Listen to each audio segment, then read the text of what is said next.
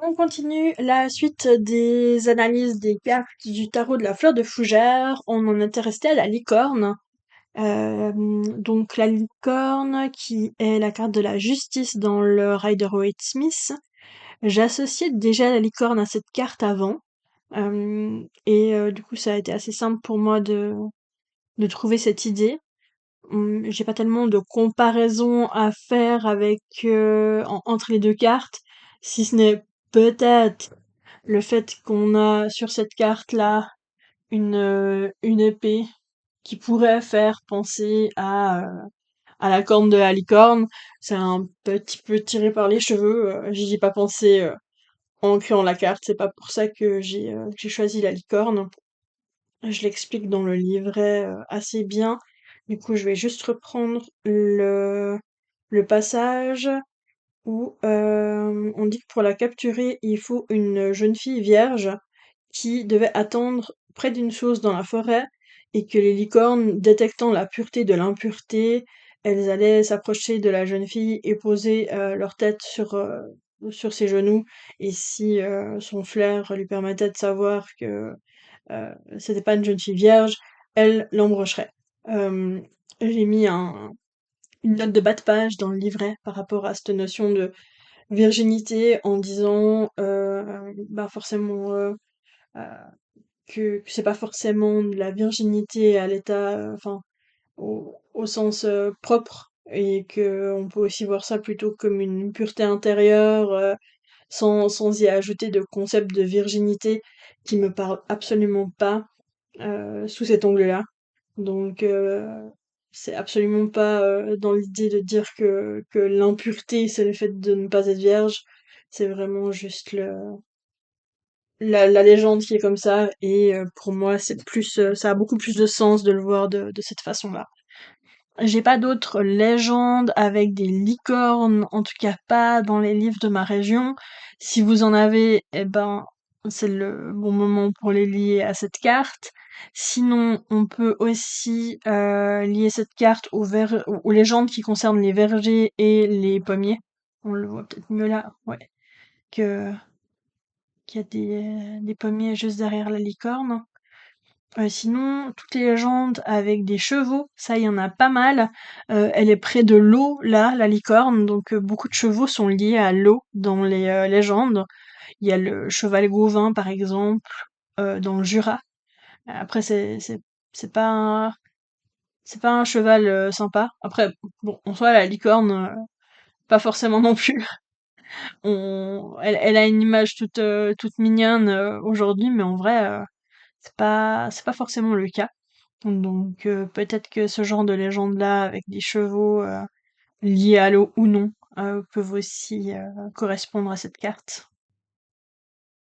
Pour la carte suivante, qui est la carte du pendu dans le Rider-Waite-Smith et renommée la Citelle Torchepeau dans le tarot de la fleur de fougère. Euh, Ça va aller assez vite, j'imagine, parce que là, j'ai pas vraiment de légende liée à cette carte dont je pourrais vous parler.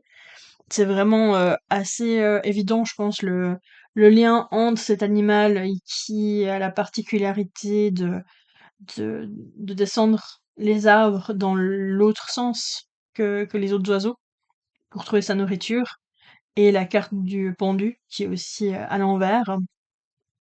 Donc là, pas tellement de choses à dire, la comparaison est assez évidente. C'est surtout que c'est un oiseau qui est présent partout, donc vous pouvez aussi, peut-être vous avez des légendes chez vous avec cet oiseau, peut-être juste là l'idée ce serait de vous renseigner, d'essayer de voir l'oiseau, de créer un lien avec à la limite, pour vous rapprocher un peu de cet oiseau. Il est présent partout en Suisse, presque partout en France il me semble. Belgique, je sais pas, mais j'imagine aussi. Là où il y a des arbres, moi j'en ai eu dans mon jardin, alors qu'on n'est pas, on n'habite pas à côté de la forêt non plus, on est dans un village, donc c'est assez facile de le voir un peu partout, cet oiseau. Donc voilà pour la citelle torche-peau, qui est un oiseau super chou, donc en plus je vous encourage à aller regarder les oiseaux. La carte de la mort est renommée dans le tarot de la fleur de fougère par l'if, qui est cet arbre qui pousse beaucoup, beaucoup, qu'on a beaucoup planté dans les cimetières et qui est très, du coup, lié à la notion de la mort. Dans le livret, j'explique aussi le fait que l'if est presque un arbre immortel, du fait que quand plus il pousse, plus il se creuse de l'intérieur, et ça arrive que un nouvel arbre, enfin, c'est pas un nouvel arbre du coup, c'est issu de ses racines à lui, pousse à l'intérieur et reprenne le flambeau. Donc assez assez représentatif de ce cycle vie-mort dont on parle dans la carte de la mort. On peut la lier à toutes les légendes qui parlent de cimetières. Si dans votre région, c'est plutôt d'autres arbres qui sont plantés dans les cimetières, alors peut-être plutôt vous penchez vers ces arbres, étudier ces arbres-là. Et sinon, on les voit pas beaucoup là, mais dans les branches de l'if, il y a des... Est-ce qu'on va les voir? Il y a des corbeaux, donc peut-être aussi se rapprocher des légendes qui concernent les corbeaux dans votre région pourrait être une idée, ou juste vous rapprocher des corbeaux, c'est toujours une bonne idée. Ensuite, la salamandre, qui correspond à la carte de la tempérance dans le Rider-Waite. Pour celle-ci, j'ai été beaucoup euh, influencée par la carte du Blood Moon Tarot, pas par pas par ce qu'elle représente visuellement, mais plus par le développement qu'elle m'a fait avoir par rapport à la signification de cette carte. La modération, ça a vraiment jamais été un truc qui me parlait.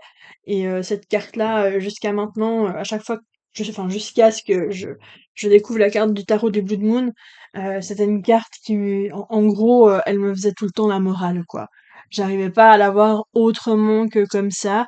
Et dans le livret, j'explique pour la salamandre que c'est un animal qui peut faire repousser une partie de son corps, ses pattes ou sa queue, au moyen d'une substance qui s'appelle le samondrin. Et c'est aussi une substance qui va lui permettre de se défendre et de brûler euh, euh, légèrement hein, les personnes qui voudraient la toucher. Et que du coup, il y a ces deux côtés-là un peu un peu contraire en elle. Et la carte du Blood Moon, je peux vous la montrer là. Je sais pas si on la verra très bien, j'espère. Où on a cette dame qui est faite de diamants et d'espèces de racines, de choses assez étranges à mettre ensemble. Et dans le livret, du coup, j'ai expliqué que cette carte évoque la patience, la modération et le compromis, mais aussi la réconciliation de toutes les parties de soi qu'on pensait contradictoires et la capacité d'embrasser cette diversité en nous, d'accepter sa dualité et de trouver un équilibre entre ses facettes parfois opposées. Et voilà, du coup, la salamandre était vraiment pour moi la carte qui, euh, qui pouvait faire ressortir cette idée-là quand on parle de nature et de folklore, d'animaux, de légendes. Faut savoir que la salamandre, on la lit souvent au feu. C'est pas, euh, c'est pas tout à fait vrai en fait. On pensait qu'elle naissait dans le feu parce que quand on allumait des tas de bois, elle en sortait. Et en fait, c'est juste que elle hiberne, elle dort dedans. Et quand on allume forcément un tas de bois, elles sortaient. Elles en sortaient toutes, hein. Donc on pensait qu'elles naissaient du feu, en fait, c'est juste qu'elles se sauvaient du feu. Et c'est un animal qui est plutôt lié pas forcément à l'eau, parce qu'elle va juste pondre dans l'eau, mais au milieu très très humide. Après, j'aimais bien justement aussi ces deux côtés, avec l'histoire qu'on raconte sur elle, avec ce lien au feu et le côté plus scientifique qui fait qu'elle est plus liée en vrai à l'eau. Euh, ces deux aspects qui s'affrontent, c'est aussi pour moi en fait comme ces deux aspects que je vous ai montrés dans la carte de la tempérance, dans ce que je raconte dans le livret par rapport à ces parties de soi opposées qui peuvent très bien cohabiter ensemble. Donc, euh, donc voilà pour la salamandre. Pour la lier à quelque part de chez vous, ben, tous les milieux humides, s'il y a des salamandres, ben, forcément les lieux où vous trouverez des salamandres ou d'autres amphibiens un peu dans ce genre-là. On passe à la carte du diable. Donc, diable dans le Rider-Waite et cornu dans le tarot de la fleur de fougère. Là aussi, c'était assez évident de mettre un, un cornu pour cette carte. C'est un personnage qu'on retrouve un peu partout dans plusieurs mythologies et folklore, donc ça me plaisait bien de le mettre ici.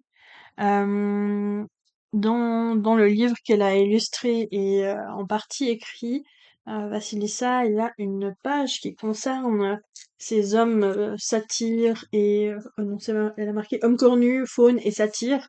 Donc on reconnaît bien là les euh, les différents cornus. On reconnaît bien la patte de Vassilissa par rapport à celui-ci. Et elle nous dit les faunes et les satyres sont des figures assez connues du grand public, adaptées sous beaucoup de formes et sur de nombreux supports. Mais il serait bon de rappeler leurs origines. Pan est le dieu grec des bergers et des troupeaux, et ses liens familiaux sont sujets à débat. Une fois fils de Zeus, une autre fois celui d'Apollon, parfois d'Hermès, voire même d'Ulysse, représenté le plus souvent avec des pattes de bouc ainsi que des cornes, son caractère est des plus imprévisibles et pour cause. Il savait causer la peur et la panique, d'où ce mot, dans le cœur des foules. De lui naquirent les Égypans, je sais pas si je prononce juste, créatures velues mi-homme mi-chèvre qui forment son cortège. Donc voilà, pas besoin non plus, je pense, de trop m'étaler sur le pourquoi du comment on a choisi cette, euh, cette carte-là. J'ai choisi cette carte-là pour la carte du diable. Hem, pour, tout ce que vous voulez, tout ce que vous pouvez lier à cette carte, ben, toutes les légendes qui concernent le diable dans vos régions. Hem, pour moi, personnellement, j'aurais plus tendance à lier toutes les histoires de diable. Vous savez, ces histoires où le diable vient jouer un tour et très souvent les villageois, le savent comment déjouer les plans du diable. J'aurais plus tendance à, à à l'associer à une autre carte du tarot, et celle-là, ici, plutôt, je l'associerais au concept du Witch Father, le père sorcier dans la sorcellerie traditionnelle, si c'est quelque chose qui vous parle. Sinon, vous pouvez faire comme vous préférez. Donc, j'aurais plutôt lié au pont du diable, hein, qui est le 5 d'épines. J'aurais plutôt lié à cette carte-là toutes les légendes où le diable se fait avoir par les villageois en voulant leur tendre un piège.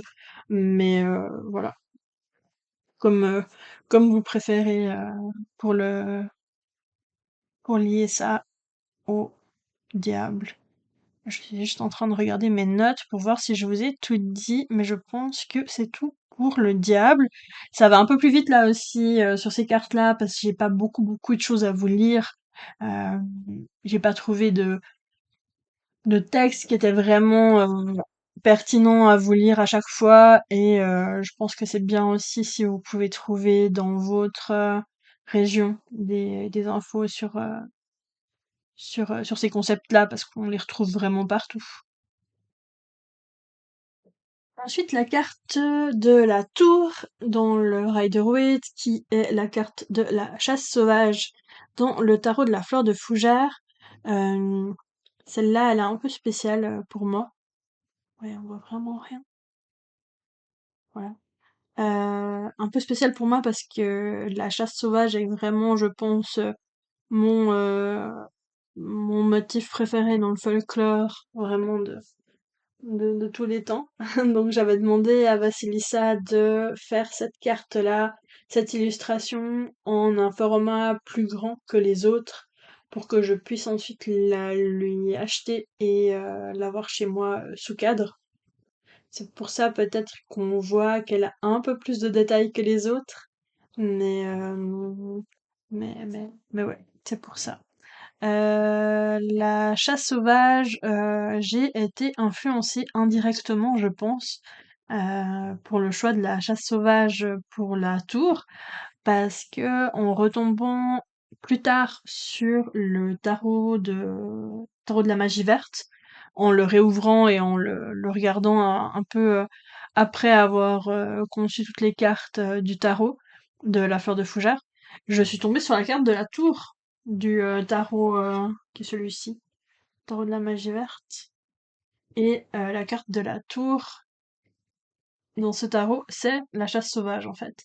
Euh, Ils ont gardé une tour, ils l'ont fait un peu sous une autre forme, mais quand même, euh, chasse sauvage quand même pour la tour. Donc j'ai été influencée de façon non volontaire par cette carte. Et, euh, et voilà, dans le livret, donc j'explique que la chasse sauvage, c'est un cortège nocturne de personnes vivantes et ou trépassées de divers animaux qui font beaucoup de bruit et qui est annonciatrice de chaos. Donc voilà, elle annonce surtout qu'après une période de chaos viendra quelque chose de meilleur. euh, la chasse sauvage, ça permet de déconstruire quelque chose qui peut avoir été bâti sur de faux semblants pour reconstruire de façon plus harmonieuse. Et donc, par rapport à la chasse sauvage, la ressource ultime sur ce sujet, ce sera bien entendu ce livre de Claude Lecouteux, Chasse infernale et Corde de la nuit au Moyen-Âge, qui m'a permis, moi, en partie, d'écrire un article dans ce magazine, hein, qui est magazine Sornet. J'arrive pas à le montrer en entier ici. Dans lequel j'ai écrit un mini article hein, sur la chasse sauvage. C'est vraiment tout petit. Et je vais voir si j'arrive à le retrouver. Voilà, chasse sauvage dans les campagnes fribourgeoises. Et on a donc cette illustration, mais on la voit pas très très bien. J'essaierai de mettre en lien. Cette fois, j'ai essayé de penser à mettre le lien dans la barre d'infos parce que j'oublie souvent de mettre en barre d'infos ce que je dis que je vais mettre en barre d'infos. Mais j'essaierai de la mettre, l'illustration, le lien, pour que vous puissiez la voir en plus grand. Elle correspond à une des légendes que je vais vous lire juste là. Et cette illustration, elle a été faite par quelqu'un que j'ai trouvé cette illustration en ligne vraiment, par hasard. Et cette personne a lu le même livre que moi, il habite aussi à Fribourg, je le connais pas personnellement, je l'ai pas rencontré depuis, mais je lui avais écrit pour lui demander s'il serait ok euh, de laisser son illustration dans le magazine, dans ce webzine, pour illustrer le, mon article, et il a accepté, ce qui était très sympa. Et du coup, vous pourrez la regarder en même temps que je vous raconte peut-être l'histoire. En fait, il y en a beaucoup. Il y a beaucoup d'histoires. Il y a beaucoup d'histoires sur la chasse sauvage dans le canton de Fribourg, qu'on appelle aussi la Cheta. Cheta qui veut dire vacarme, hein, et qui reflète en fait cette idée que quand ils passent, ils font beaucoup de bruit. Donc, la Cheta. De sorcellerie, on en parlait beaucoup en ces bons, et ces bons barbus je vais recommencer. De sorcellerie, on en parlait beaucoup, et ces bons barbus racontaient ci, racontaient ça. Ils ont parlé d'un de Montbovon, un grangier, donc c'était vieux, qui parlait de lui. Un solide gaillard, il s'en foutait de ses racontages.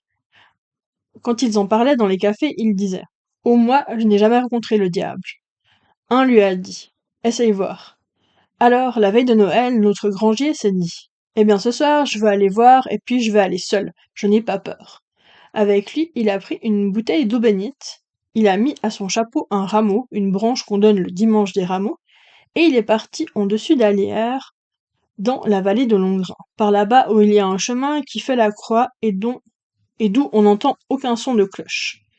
Les autres disaient Ah, il faudrait qu'il lui arrive quelque chose à celui-là.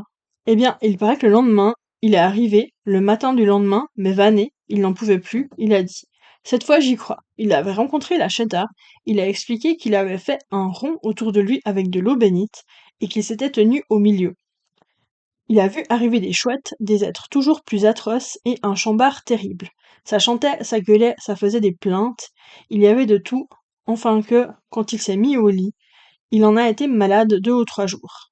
Et ils lui ont demandé. Il est tombé évanoui, il a pu dire seulement que ça avait duré ce que dure la messe de minuit.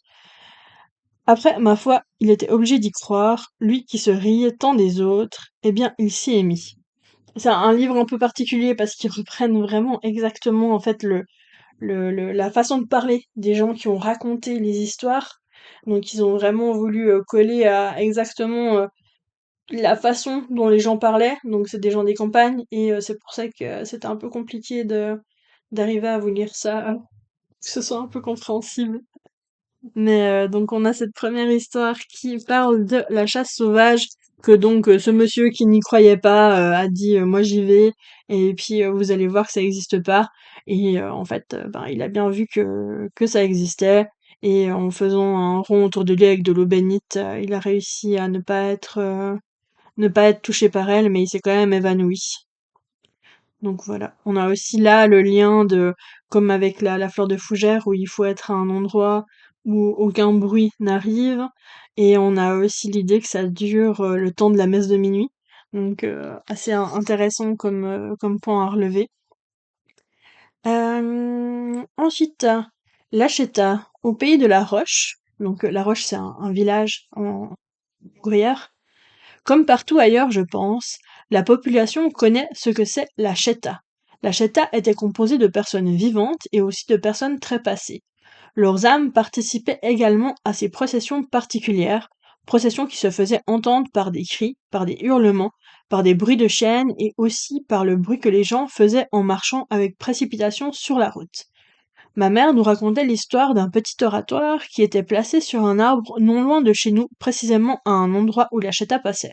Les anciens disaient qu'il ne fallait pas être trop curieux quand on entendait passer la Cheta. Le bruit suffisait, la vue était de trop. Mais c'est précisément ce que n'a pas observé une jeune fille de la région qui habitait tout près de l'endroit où il y a justement ce petit oratoire. Elle avait voulu, au mépris des recommandations qu'elle avait reçues, voir la Cheta, et elle était sortie devant la maison, mais pour rentrer aussitôt. Cette pauvre personne a été couverte de pustules de la figure aux pieds, ce qui a rendu son traitement très long et très douloureux. Naturellement, les gens s'étant émus de cet état de fait, voulaient d'une manière ou d'une autre que ces invocations de l'au-delà aillent se faire ailleurs que chez eux, et ils se sont dit qu'ils pourraient peut-être arrêter ces manifestations en posant sur leur passage une image sainte, que ça pouvait leur porter ombrage et ainsi les décider à choisir un autre trajet.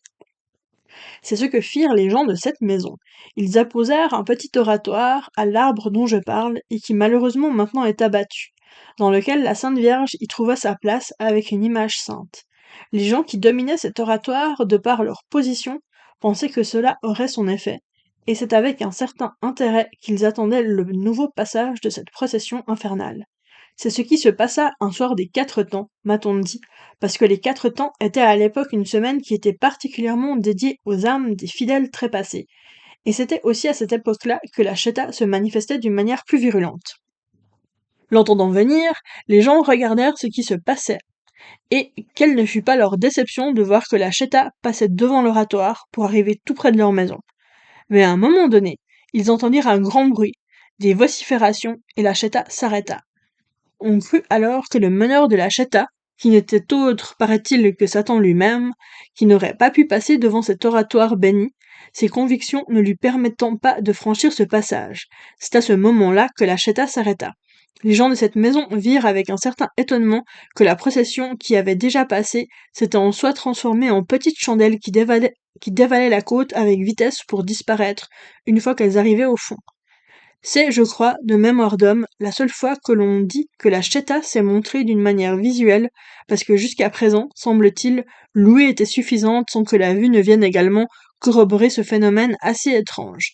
Depuis lors, ça a été terminé, la Cheta n'a plus reparu dans ce camp de terre, Ils vécurent alors tranquilles, ayant toujours plus confiance en la Sainte Vierge, qui les avait délivrés de ce mal, qui pouvait être assez grave si on enfreignait certaines directives. On en a encore deux autres. Je vous les lis toutes parce que ben, celle-là, c'est vraiment celle qui me plaise le plus. Enfin, c'est le thème qui me plaît le plus. Un paysan rentrant de Fribourg le soir, tard, arrive à la jonction de Salles et Pende. Donc Salles, c'est un village aussi, et Pende aussi. Par le sentier, et il se trouve pris dans la cheta, comme on dit. Vous savez, la cheta, ça c'est, disons, des bruits qui font les revenants. Ils font du bruit, ils tapent du tambour, des cris, et on dit même qu'ils traînent des chaînes. On appelle ça la cheta. Ils sont toute une équipe, c'est des personnages un peu, disons, phosphorescents, en travers de la nuit. Ce n'est pas bien défini. Et ce paysan arrive donc à la jonction de Salles et Pende, avant la route cantonale, pris dans cette cheta, comme on l'appelle. Un de ses revenants s'approche de lui et lui dit: «Écoute, j'ai là une coupe d'argent pleine de vin. Il te faut boire cette coupe.» Le paysan, un peu surpris, dit: «Bon, je veux quand même goûter ça.» Alors, une fois qu'il a eu la coupe dans les mains, il n'a plus pu la lâcher. Et elle était prise là, et le revenant lui a dit: «Écoute maintenant, tu vas boire cette coupe et tu iras rendre cette coupe à une dame qui est dans un château des alentours, parce que cette coupe a été volée. C'est une coupe d'argent. Tu iras rendre cette coupe à cette dame et tu ne lui diras pas d'où elle vient, d'où elle provient. Autrement, si tu le dis, il t'arrivera malheur.» Et le pauvre paysan, acculé là, a réussi soi-disant à aller rendre cette coupe à cette dame. Mais lui, pas très rassuré, se disait: «Est-ce qu'une autre fois, en rentrant de Fribourg, je ne serai pas de nouveau pris dans cette affaire, dans cette cheta?» Alors il eut une idée. À cet endroit, il a fait bénir une statue de la Sainte Vierge. Il a fait une jolie niche en bois. Il a été la clouer sur le chêne qui était juste à la jonction pour être sûr que cette cheta ne reviendrait pas. Je vous dirais que moi-même, pendant 40, 50 ans, j'ai toujours vu cette petite statue de chêne, mais maintenant, depuis une année, je ne sais pas ce qu'il y a eu, la statue n'existe plus. Est-ce que c'est venu à tomber par le vent? Je n'en sais rien, mais je certifie que moi-même, j'ai vu cette statue qui était là-bas, et il racontait cette petite légende concernant cette statue. Et on a une petite note de bas de page qui dit que plusieurs personnes avaient remarqué la disparition de ces statues et deux habitants de la région, sans se concerter, ont pris sur eux de la remplacer. L'une de ces statuettes se trouve sur le chêne de la Crozat et la deuxième devant la maison de la ferme Clément à Salles. Et pour la petite anecdote, j'avais essayé de trouver cet endroit. Euh, J'avais essayé de trouver cet endroit parce que quand j'étais ado, j'avais été invitée à une fête dans la forêt. C'était une fête avec que des gothiques et on avait fait, ben, une de mes amies avait été invitée et j'y étais allée aussi et c'était en fait dans cette forêt-là et le gars qui avait en plus organisé la fête était vraiment assez dans son truc et il avait organisé tout un jeu avec des cartes de tarot à retrouver dans la forêt.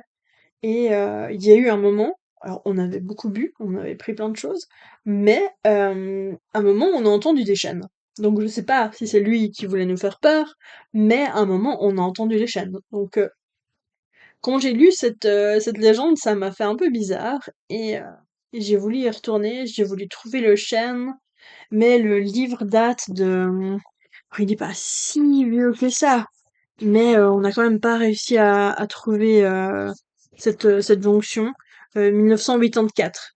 1984 en français, c'est ça. Donc voilà, on l'a pas retrouvé. Mais c'était rigolo d'essayer. Et sinon, la dernière légende que j'avais encore, ça dit, le grand-père avait été dans une ferme le soir faire une commission. Et puis, quand il est re-rentré, alors, en rentrant, il a entendu du bruit. La cheta, qu'on appelle. C'est des esprits, des mauvais, qui font aller des fouets, des clochettes, ils sifflent, ils hurlent. Ce grand-père a commencé à avoir peur parce que ça le suivait. Il se dépêchait, il allait toujours plus vite parce qu'il avait peur que ça le rattrape. Parce que si on est pris là-dedans, eh bien on est fichu.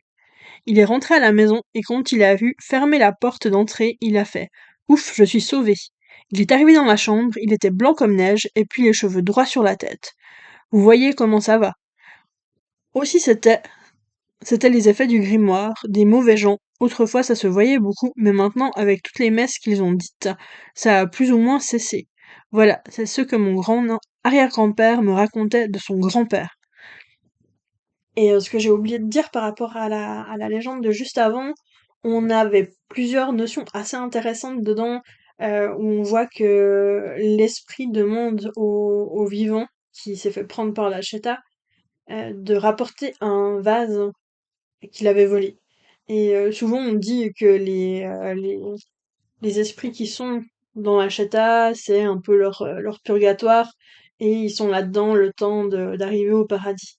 Donc assez intéressant d'avoir cette vision d'un mort qui veut essayer de réparer ce qu'il a fait pour arriver plus vite à la fin, je pense, de sa période de purgatoire. Et on a aussi la notion du fait que il, il veut lui faire goûter quelque chose. Je sais pas si là il y aurait quelque chose à analyser par rapport au fait que normalement on dit toujours qu'il faut pas goûter la nourriture qu'on alors dans l'autre monde, mais ici c'est la Cheta, on peut considérer peut-être que c'est similaire, à voir. Et donc pour lier cette carte au folklore de chez vous, ben toutes les légendes qui concernent la chasse sauvage, sous plein de formes différentes, je pense qu'on la retrouve partout. Je suis pas, en fait non, je pense pas, je le sais parce que ben dans le livre de Claude Lecouteux, on a vraiment des mentions de ceci un peu partout.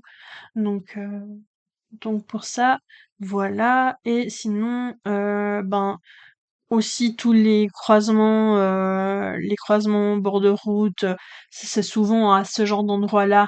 Là, dans les légendes que je vous ai lues, c'était dans à une jonction, donc à un croisement. C'est toujours en général à des croisements qu'on voit la chasse sauvage, donc ça peut aussi être une idée pour lier cette carte à un lieu de votre territoire. Alors, à partir de là, ça va de nouveau aller un peu plus vite. Les étoiles dans le tarot de la fleur de fougère qui correspondent à l'étoile dans le Rider-Waite-Smith.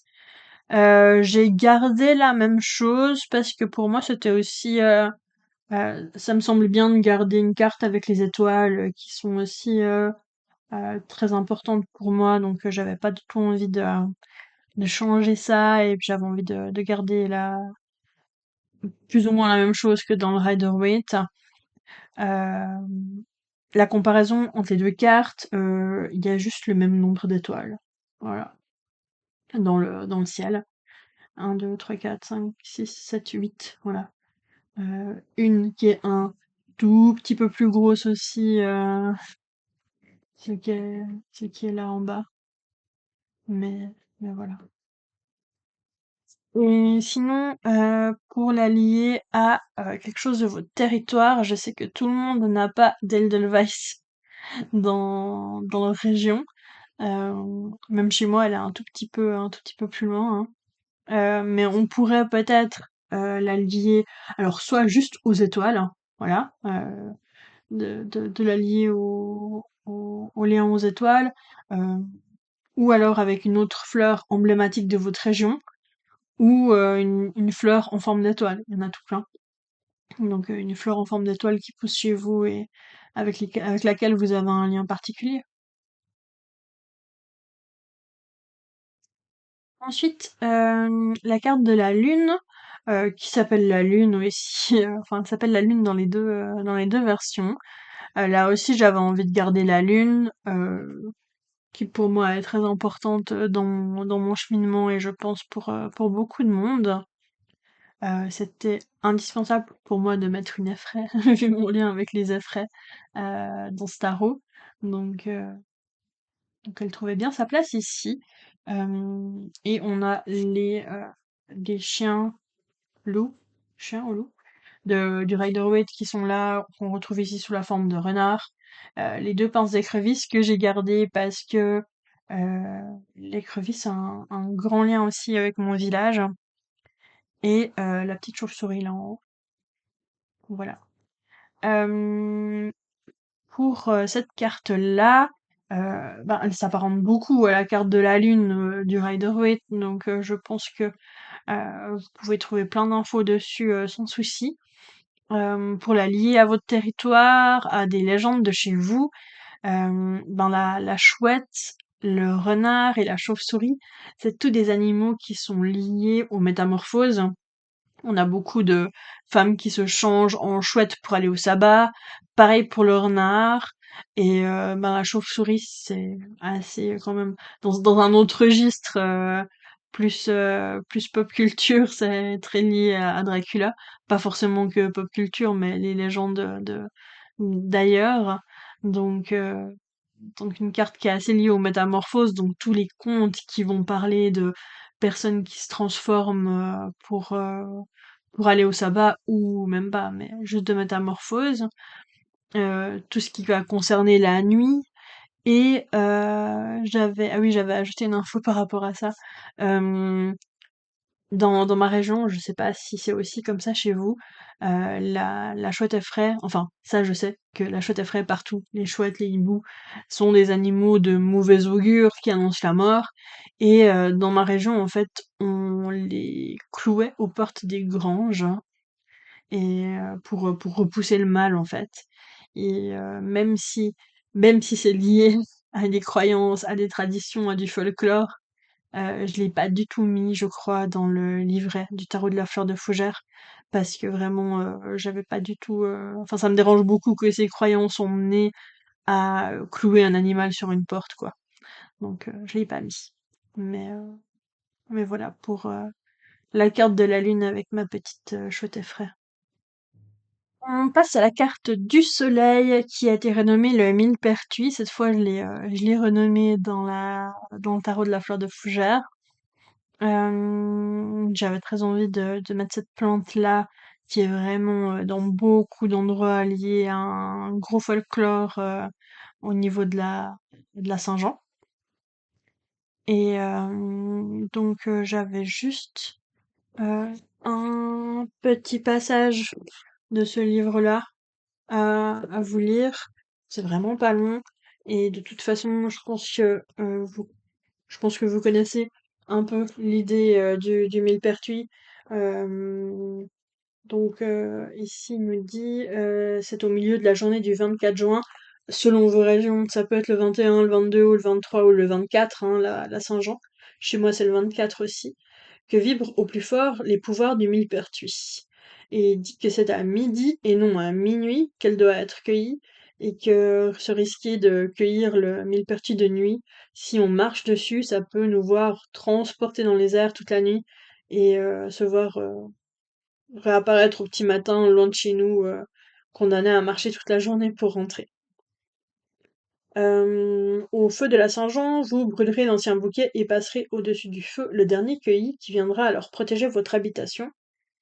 Et ça, je l'avais jamais lu par chez moi, mais je trouve rigolo. Je sais pas si c'est quelque chose que vous avez pu voir aussi dans les légendes de vos régions.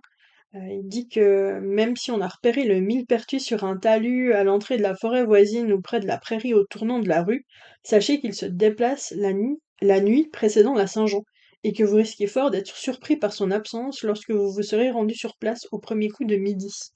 Donc voilà. Et dans le livret, j'explique donc que c'est une plante qui est très très liée au soleil, qui peut être utilisée comme antidépressif léger. Après, à pas prendre en automédication comme ça parce qu'il peut avoir des interactions avec certaines médications. Mais il y a cet aspect soleil donc qui rapporte de la joie, à ne pas abuser non plus parce que là, ben justement, on tombe dans la signification de la carte inversée, même si j'utilise pas les cartes inversées. euh, c'est vraiment l'opposé de la signification première de la carte, qui va donc parler plutôt d'être brûlé par le soleil, soit si on reste trop au soleil, soit quand on prend trop de millepertuis. J'ai fait l'expérience. Quand on prend trop d'extraits de millepertuis, justement, dans un but antidépressif, on crame au soleil, vraiment, très très fort. C'est en plus très vicieux parce que ça n'arrive pas tout de suite sur le moment. Sur le moment, on sent un peu que oui, on est en train de rougir, mais ça va. Et toute la soirée, ça augmente et on se retrouve vraiment vraiment brûlé. Donc Donc voilà, ça rejoint tout ce que je décris dans le livret par rapport au fait de la carte à l'envers. Donc positivisme à outrance qui nous empêche de voir les problèmes, ce genre de d'idées-là. Et au bas de la carte, on a donc la petite fiole ici d'huile de millepertuis. Vous savez sûrement aussi que le millepertuis, on peut en faire des macérations huileuses. Donc, quand on le plonge pendant quelques jours dans de l'huile, en laissant ça au soleil, l'huile de tournesol ou l'huile d'olive, le tout prend une couleur rouge vraiment pétante et cette huile peut être utilisée après justement sur les coups de soleil. Donc, elle avait tout pour être là, cette plante, vraiment. Elle avait tout pour figurer sur la carte du soleil, hein. Et pour la lier à chez vous, ben, il y a sûrement des rituels de cueillette selon votre région du millepertuis. On peut la lier à la fête de la Saint-Jean, même si dans le tarot, il y a déjà une carte qui parle de cette période-là, mais après, pourquoi pas?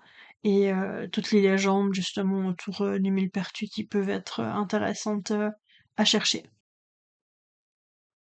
On passe à l'avant-dernière carte des arcanes majeures, les Jacinthes des bois, qui est l'équivalent du jugement dans la carte du tarot Rider-Waite. C'était très dur pour moi là de trouver une carte pour cette carte parce que de base elle me parle pas. Enfin, c'est pas une carte ouais, elle me parle pas beaucoup cette carte de façon générale, c'est pas ma préférée du tarot. Donc c'était pas facile de trouver quelque chose qui fasse du lien avec ça. Si on compare les deux cartes, on a cette notion de trompette ici, là, qui vient sonner sur soit des gens qui se lèvent, soit sur ce ver de terre qui se dresse. Et elle m'a été inspirée, encore une fois, par une légende de ce livre euh, qui dit que une légende veut que cette fleur aux jolies clochettes émette une musique qu'aucune mélodie humaine ne peut reproduire. Et c'est vraiment ce point-là qui m'a donné l'idée de la mettre à cet endroit-là pour aller avec la signification de la carte. J'ai pas d'autres contes ou autre chose par rapport à ça pour la lier à votre folklore, soit quelque chose qui concerne les jacinthes ou une autre plante des bois du printemps peut-être, et aussi ce qui concerne la musique dans le folklore. Donc tous les contes et légendes qui auraient un lien avec la musique.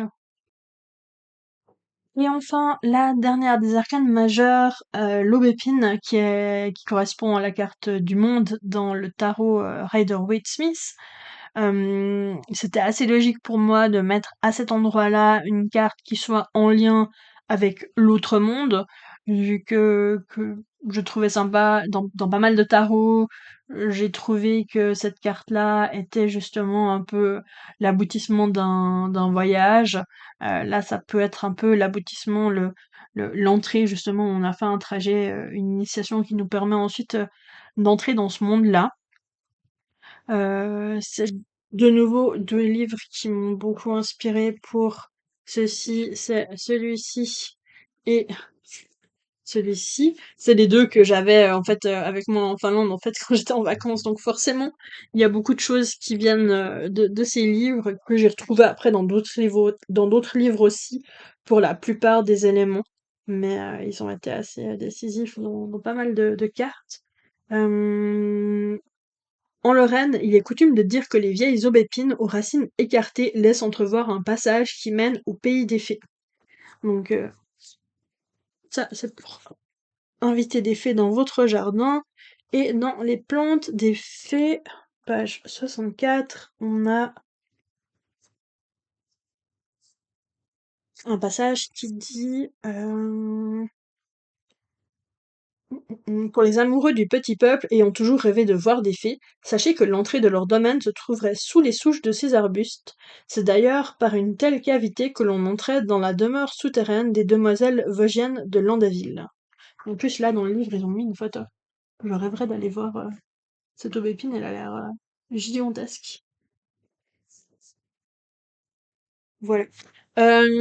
Sinon, ben voilà, pour votre folklore à vous, les aubépines, on en trouve vraiment partout. Donc, je pense que c'est une bonne piste pour lier cette carte à votre folklore. Et du coup, ça clôt la première partie de ces analyses. Pour la suite, j'essaierai, je pense, je sais pas si j'arriverai à faire une suite par vidéo. On verra si j'arrive à le faire ou si ce sera trop long. Euh, mais du coup, ça arrive bientôt la suite. Et d'ici là, ben, étudiez bien les cartes et à bientôt.